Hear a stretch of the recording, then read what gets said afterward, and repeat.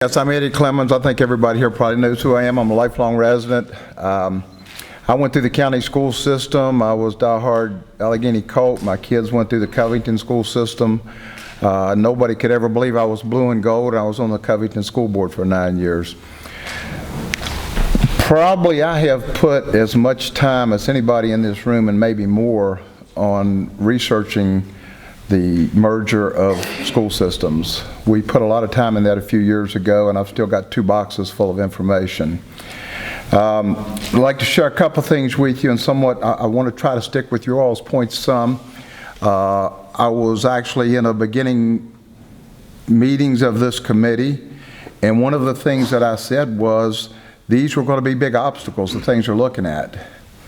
And you know, solving these issues are going to be the big problems, but there's a lot of other things that need to go hand in hand with it. And the very first thoughts of consolidation or merger of school systems, we called it merger then, from both the Board of Supervisors and City Council, was all about saving money. And it was brought up at least twice in a beginning meeting of this committee about we're going to have to do that because of the budgets. We can't afford not to. Well, several years ago, I did a lot of research, and there was one in particular, a gentleman that had been involved with some school mergers. He was from Pennsylvania, and the very first thing on his heading when he did a report was, don't try to do this to save money. And that's not going to be the case. So, you know, we need to put the reasons out there that we're doing this.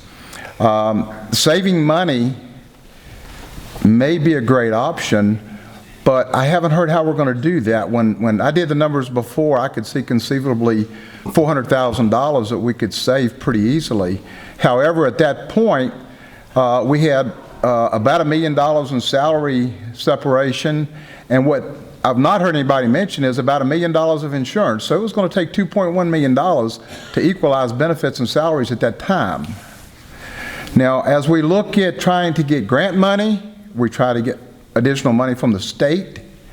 We can't look at initial money to make this thing happen. You know, if we're going to equalize those salaries and the insurance, and starting out with that, and I'm all for that because it's fair. Every teacher should be making the same thing. But that's not what the merger's about. But if they're going to be working hand in hand to have good employees, they're going to have to be making the same money. So that is important. And I think it should be that way. I was all for that before, and I am now. However, that money has to come from somewhere. And as we look at savings, I've been told, well, it can come through attrition. We're not going to lose any jobs.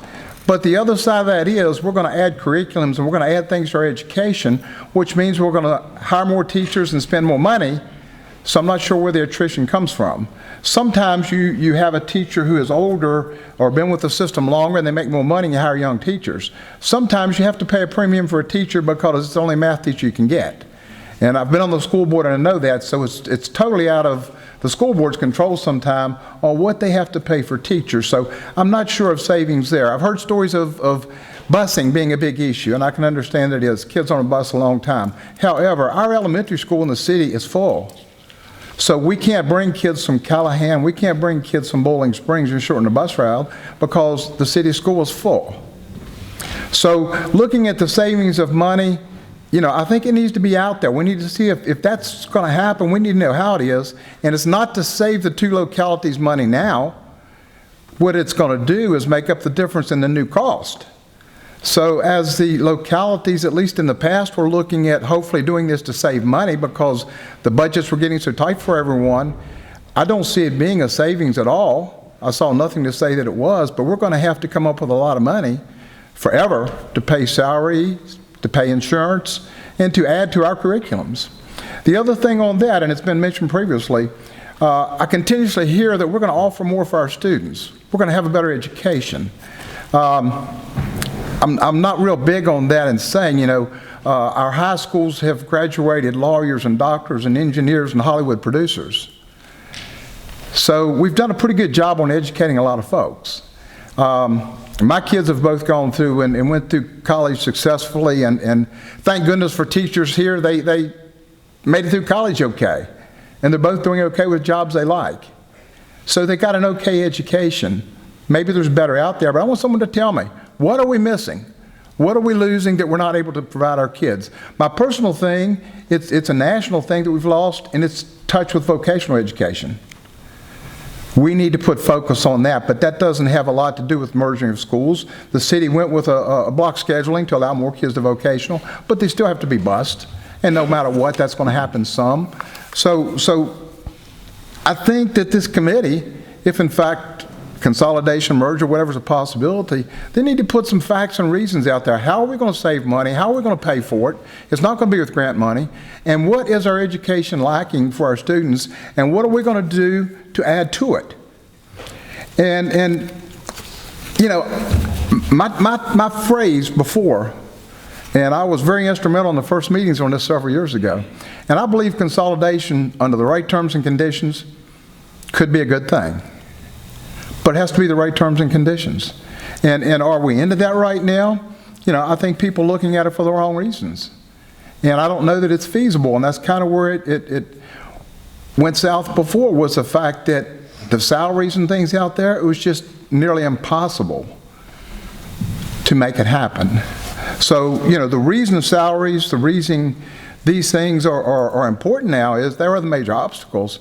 But I think the big thing needs to be decided, and what I've heard here, and I've certainly heard a lot on the street too, is the fact that we need to show a need for or a reason for doing it.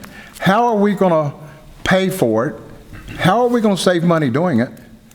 And how are we going to provide a better education? What are we lacking with our kids? I think we're doing an incredible job, and we've got a whole area full of accredited schools. A lot of people can't say that.